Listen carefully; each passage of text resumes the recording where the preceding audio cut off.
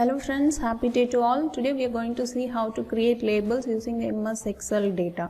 Okay, so open this MS Excel data. So here I have typed just name, address and city and save that file as whatever name you want. I just saved as in sample.xls.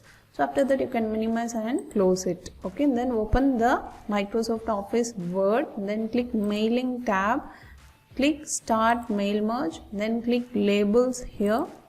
So here you have to choose label Windows Avery US letter and then product number 48160 eco-friendly address label. Click OK. So now the labels are inserted in the Word document. Now we have to insert the fields of MS Excel data into this label, right? Now we have to choose select recipients. Use an existing list. Use an existing list which is already in the sample.excel file. So in a desktop, I choose this sample.excel file, click open, then I am going to use sheet 1 data, then click OK. So all the fields will be inserted here. Then now you have to click insert merge field. So whatever you want in the label, so I want name, and then in the next line I want address, and in the next line I want the city. So click city here, then click update labels.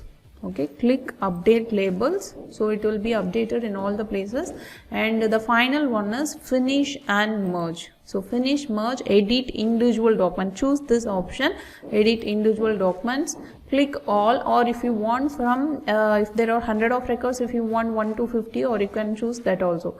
So I want only 3 records are there in my file, so I am clicking all. So now you can able to see this, all the Excel files are come into an label in Word document. So all the files which whatever I have typed Akshara, Sanvi, Shristi, that is implemented in the label.